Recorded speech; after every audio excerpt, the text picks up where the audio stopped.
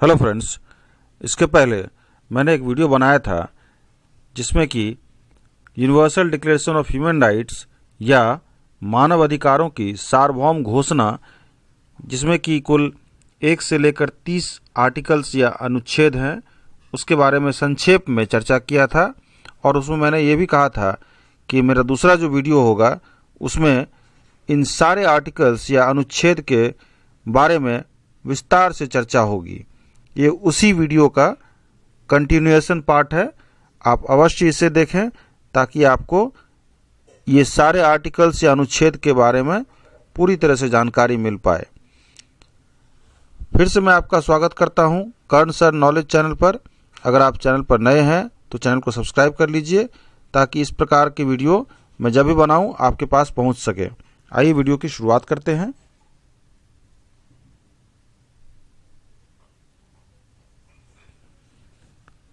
Friends, universal declaration of human rights में कुल 1 से लेकर 30 आर्टिकल्स दिए गए हैं या अनुच्छेद दिए गए हैं। उन अनुच्छेदों के बारे में हम डिटेल्स में यहाँ पर जानेंगे। सबसे पहले देखते हैं कि अनुच्छेद 1 और 2 क्या है। अनुच्छेद 1 कहता है कि सभी मनुष्य स्वतंत्र पैदा हुए हैं और सम्मान तथा अधिकारों में समान हैं।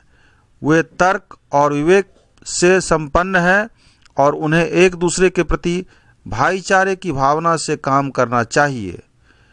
अनुच्छेद 2 कहता है प्रत्येक व्यक्ति नस्ल, रंग, लिंग, भाषा, धर्म, राजनीतिक या अन्य राय, राष्ट्रीय या सामाजिक मूल, संपत्ति, जन्म या अन्य स्थिति जैसे किसी भी प्रकार के भेदभाव के बिना इस घोषणा में निर्धारित सभी अधिकारों और स्वतंत्रता का हकदार है।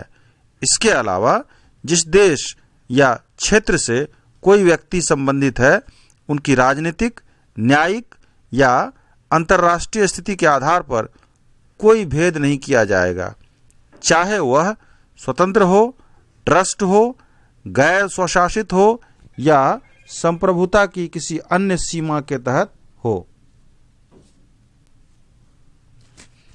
अनुच्छेद 3 कहता है कि प्रत्येक व्यक्ति को जीवन, स्वतंत्रता और व्यक्ति की सुरक्षा का अधिकार है। अनुच्छेद 4 कहता है किसी को गुलामी या गुलामी में नहीं रखा जाएगा। गुलामी और दास व्यापार को उनके सभी रूपों में प्रतिबंधित किया जाएगा। अनुच्छेद 5 कहता है किसी को भी यातना या क्रूर, अमानवीय या अपमानजनक व्यवहार या दंड नहीं दिया जाएगा। अनुच्छेद 6 कहता है प्रत्येक व्यक्ति को हर जगह कानून के समक्ष एक व्यक्ति के रूप में मान्यता प्राप्त करने का अधिकार है। अनुच्छेद 7 कानून के समक्ष सभी समान हैं और बिना किसी भेदभाव के कानून के समान संरक्षण के हकदार हैं। इस घोषणा के उल्लंघन में किसी भी भेदभाव के खिलाफ और इस तरह के भेदभाव के लिए किसी भी उकसावे के खिलाफ सभी समान सुरक्षा के हकदार हैं। अनुच्छेद 8 कहता है प्रत्येक व्यक्ति को संविधान या कानून द्वारा प्रदत्त मौलिक अधिकारों का उल्लंघन करने वाले कृत्यों के लिए सक्षम राष्ट्रीय न्यायाधिकरणों द्वारा प्रभावी उपचार का अधिकार है।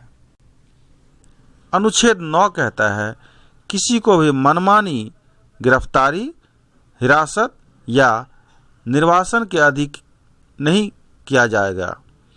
अनुच्छेद 10 कहता है प्रत्येक व्यक्ति अपने अधिकारों और दायित्वों तथा अपने विरुद्ध किसी भी आपराधिक आरोपों के निर्धारण में एक स्वतंत्र और निष्पक्ष न्यायाधिकरण द्वारा निष्पक्ष और सार्वजनिक सुनवाई का पूर्ण समानता का हकदार है।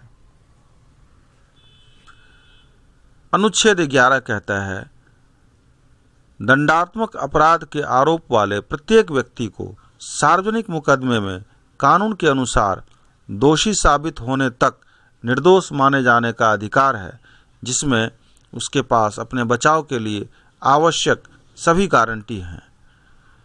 किसी भी कार्य या चूक के कारण किसी को भी दंडात्मक अपराध का दोषी नहीं ठहराया जाएगा जो उस समय किए गए राष्ट्रीय या अंतर्राष्ट्रीय कानून के तहत दंडनीय अपराध नहीं था, न ही उस दंड से अधिक भारी जुर्माना लगाया जाएगा जो दंडात्मक अपराध किए जाने के समय लागू था।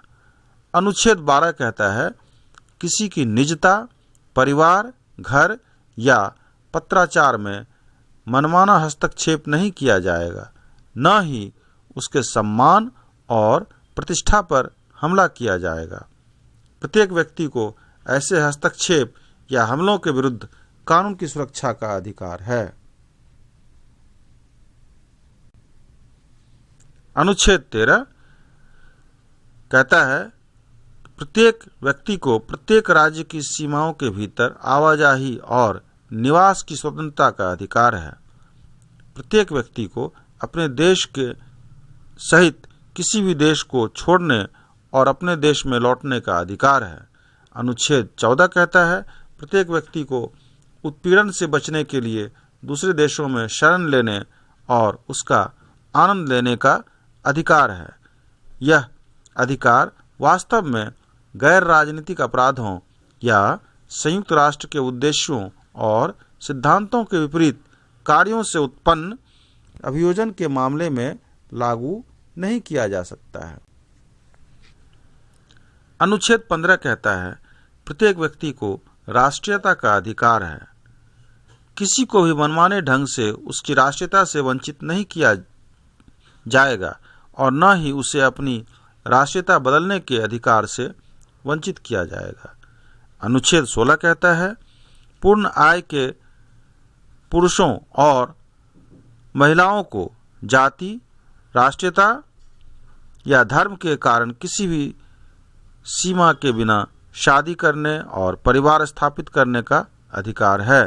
वे विवाह के दौरान और उसके विघटन पर समान अधिकारों के हकदार हैं। विवाह केवल इच्छुक जीवन साथी की स्वतंत्र और पूर्ण सहमति से ही किया जाएगा।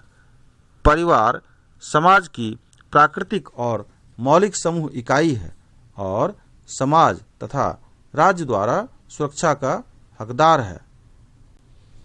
अनुच्छेद 17 कहता है, प्रत्येक व्यक्ति को अकेले तथा दूसरों के साथ मिलकर संपत्ति रखने का अधिकार है। किसी को मनमाने ढंग से उसकी संपत्ति से वंचित नहीं किया जाएगा। अनुच्छेद 18 कहता है, प्रत्येक व्यक्ति को विचार, विवेक और धर्म की स्वतंत्रता का अधिकार है। इस अधिकार में अपने धर्म या विश्वास को बदलने की स्वतंत्रता और अकेले या दूसरों के साथ समुदाय में और सार्वजनिक या निजी तौर पर शिक्षण, अभ्यास, पूजा और पालन में अपने धर्म या विश्वास को प्रकट करने की स्वतंत्रता शामिल है। अनुच्छेद 19 कहता है, प्रत्येक व्यक्ति को विचार और अभिव्यक्ति की स्वतंत्रता का अधिकार है। इस अधिकार में बिना किसी हस्तक्षेप के राय रखने और किसी भी मीडिया के माध्यम से और सीमाओं की परवाह किए बिना जानकारी और विचार मांगने, प्राप्त करने और प्रदान करने की स्वतंत्रता शामिल है। अनुच्छेद 20 के तहत कहा गया है कि प्रत्येक व्यक्ति को शांतिपूर्ण सभा और संगठन बनाने की स्वतंत्रता का अधिकार है। किसी को भी किसी संगठन से जुड़ने के लिए बाध्य नहीं किया जा सकता। अनुच्छेद 21 कहता है, प्रत्येक व्यक्ति को अपने देश की सरकार में सीधे या स्वतंत्र रूप से चुने गए प्रतिनिधियों के माध्यम से भाग लेने का अधिकार है। प्रत्येक व्यक्ति को अपने देश में सार्वजनिक सेवा तक समान पहुंच का अधिकार है। लोगों की इच्छा सरकार के अधिकार का आधार होगी। यह इच्छा आवधिक और वास्तविक चुनाव में व्यक्त की जाएगी जो सार्वभौमिक और समान मताधिकार द्वारा होंगे और गुप्त मतदान या समकक्ष स्वतंत्र मतदान प्रक्रियाओं द्वारा आयोजित किए जाएंगे।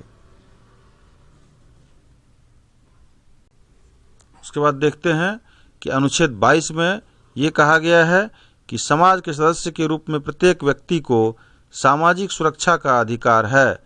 और वह राष्ट्रीय प्रयास और अंतर्राष्ट्रीय सहयोग के माध्यम से और प्रत्येक राज्य के संगठन और संसाधनों के अनुसार अपरिहार्य आर्थिक, सामाजिक और सांस्कृतिक अधिकारों को प्राप्त करने का हकदार है। उसकी गरिमा और उसके व्यक्तित्व का मुक्त विकास। अनुच्छेद 23 में कहा गया है, हर किसी को काम करने, रोजगार के स्वतंत्र विकल्प, काम की उचित और अनुकूल परिस्थितियां और बेरोजगारी से सुरक्षा का अधिकार है। बिना किसी भेदभाव के सभी को समान काम के लिए समान वेतन का अधिकार है। काम करने वाले प्रत्येक व्यक्ति को अपने और अपने परिवार के लिए मानवीय गरिमा के योग्य अस्तित्व सुनिश्चित करने के लिए उचित और अनुकूल पारिश्रमिक पाने का अधिकार है, और यदि आवश्यक हो तो सामाजिक सुरक्षा के अन्य तरीके से पूरे हैं। प्रत्येक व्यक्ति को अपने हितों की रक्षा के लिए ट्रेड यूनियन बनाने और उसमें शामिल होने का अधिकार है।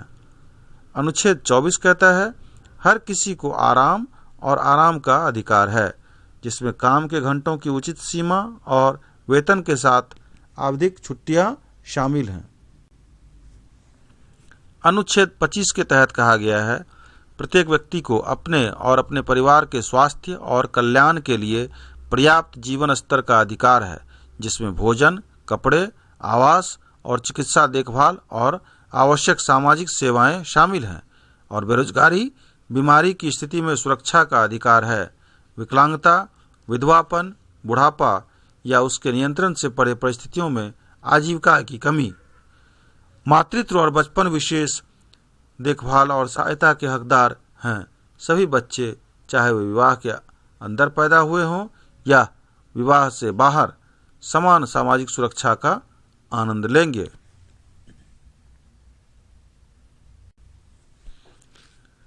आर्टिकल 26 या अनुच्छेद 26 में कहा गया है, शिक्षा का अधिकार सभी को है। शिक्षा मुफ्त होगी, कम से कम प्रारंभिक और बुनियादी चरणों में। प्रारंभिक शिक्षा आवश्यक होगी।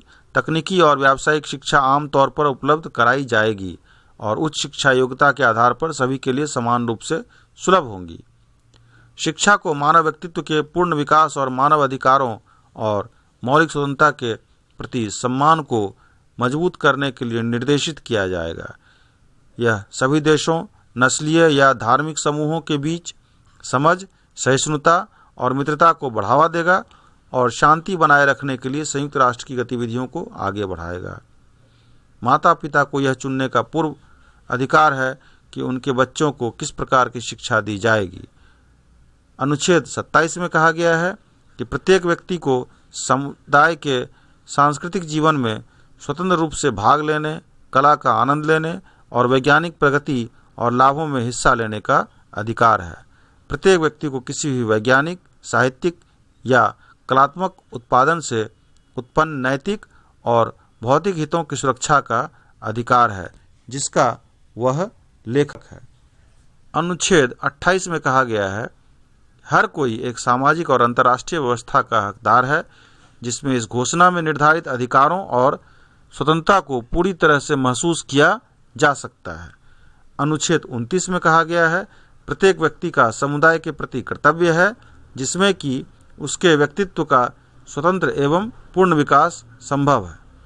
अपने अधिकारों और स्वतंत्रता के प्रयोग में हर कोई केवल उन सीमाओं के अधीन होगा जो कानून द्वारा केवल दूसरों के अधिकारों और स्वतंत्रता के लिए उचित मान्यता और सम्मान हासिल करने और नैतिकता, सार्वजनिक व्यवस्था की उचित आवश्यकताओं को पूरा करने के उद्देश्य से निर्धारित की जाती हैं, और एक लोकतांत्रिक समाज में सामान्य कल्याण।